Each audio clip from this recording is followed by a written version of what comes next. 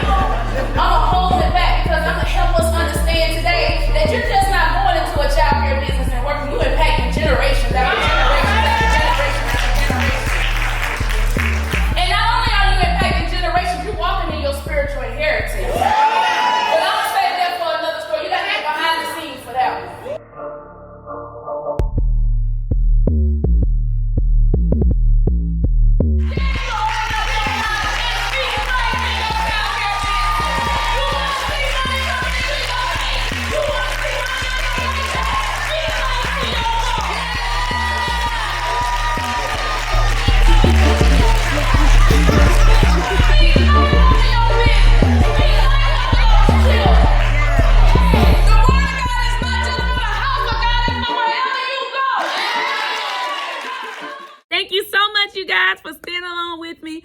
I'm excited because now we're at a season where I'm ready to help childcare business owners take their business to the next level and actually scale their program. So if you are interested in finding out about the new systems that you have to have in place, then visit www.learnnewsystems.com, where there's a free webinar, and I'll walk you through all of the systems that you need to make sure you have in place in your business. Just recently, I did a video encouraging owners on how to transition their current systems into a new or existing childcare staff. And we talked about 3 must-have steps. So today I'm going to talk to you about the next portion of that, which is now transitioning staff into your culture. Your systems and your culture are 2 different things. And it's so important when you initially bring on new team members or when you acquire a location that has current staff that you apply strategy to this new opportunity and that you don't approach it from a childcare boss perspective, but from a leadership perspective with strategy. So I'm going to be looking down at my tablet, making sure that I can discuss this information because it's technical. And I just want to make sure you got all you need in order to empower you to succeed. So number 1, I talked to you all in the prior training about assessing what they know so that you are clear about whether or not a person needs more of your time.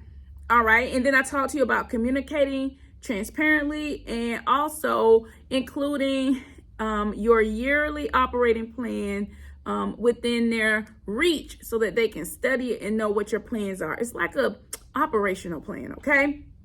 So now when it comes to culture, now you're dealing with integrating your existing staff in with this set of staff that's been existing in a culture prior to your purchase. So as I calm down to make sure that I'm walking you through this step by step, I must say that acquiring a new location with the existing staff, it can be challenging. And I remember I went through that process at one point.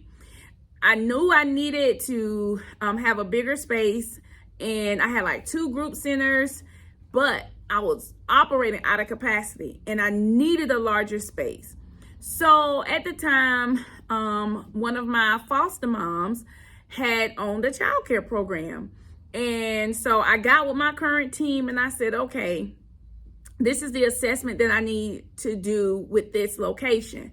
So I went through the location and I decided everything I wanted to do with the building, with the marketing, with the whole layout. And then I met with her team and I met with her and I was giving them my thoughts on what it was that we needed to do. But lo and behold, this moment in this situation taught me a lot. Although I was really excited about having a larger space and not being caught by the state with being out of capacity, there was still more that I needed to do to make this transition successful. End of the story, the transition was not successful because I didn't apply strategy, and we ended up cutting ties and going opposite ways. So I learned a lot from that, and what I'm going to train you on today is going to help you, because hopefully before you make the mistakes I made, you'll learn from this video. Okay, so this is what I now know should happen when transitioning, because since then we've transitioned into ministries. My husband and I have ran multiple ministries, multiple businesses, different types of teams. So my experience is going to help you. Number one, assessing the skill set of the team is essential, even when it comes to culture, because you may have to retrain individuals. And that leads me to point number two. We talked about creating your yearly operating plan, but what's included in the yearly operating plan is the sauce. The sauce is you want to have a leadership academy in your program. Now, your leadership academy can be existing before this new acquired program, or it could be something that you begin to develop. But if you don't have it and you've already acquired that location, honey, let me tell you, you're about to start working day and night. You're about to become like Nehemiah. You're going to have to build and battle at the same time. And there's no way around it. You just got to be with it, and you got to be willing to do what it takes so that you can take your corporation to the next level. All right. So with that, you want to have that leadership program, which is the technical part of culture. Culture is trained. Culture is created. And so that leadership program is the technical part of culture. And then you have the next part, which is building trust and rapport. So this is essential because, of course, you want to position yourself as a professional, but there are certain techniques that's going to help you build trust and foster a positive work environment. Like number one, making sure that you have a process in place to recognize talent. So back to my story. After I did all of the hard work, which was clean up the building, set it up with systems, improve the office, set things up, paint it, bought in new equipment, I thought that I was doing the right thing by making it look good, but I was wrong. I should have sat down first with the staff and asked, what is it about their program that they wanted to keep, and what is it about their program that they would like to see changed? That would have fostered trust. That would have fostered communication. So you want to do that. You want to figure out how can you ask the right questions that will foster trust and foster communication. And then what you want to do is to make sure that you foster support. Now, there's only so much you can do when it comes to support, but your leadership academy is essential to being able to provide support to your team. So back to my story. After talking with her staff, I realized that they weren't used to using systems. They loved the kids loved them, but running it like a business was something they wasn't used to.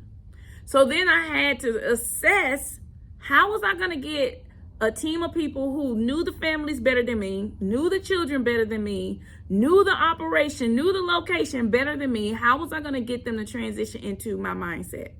And that's when my leadership academy became a part of my thought process. It became a part of what I wanted to do. I wanted to train them on my foundation systems. So that is where you are. That is what you want to start to think about and do when it comes to transitioning a culture into a new culture, is by having a training system in place. Well, all right, guys, I hope that I've said something today that will empower you to go head first into this new opportunity, or know exactly what to do when you come across this particular opportunity. If you like what you've heard, and there's more, trust me, there's more. That's why I'm kind of caught up with my words, because I'm wanting to make sure that I don't over deliver where I lose you, because it's technical, and there's a list of other things that I want to make sure that you have in place. So meet me at the webinar, www.learnnewsystems.com. Well, as always, remember, if you manage the childcare business that you love, you will love the childcare business that you manage. Bye, you guys.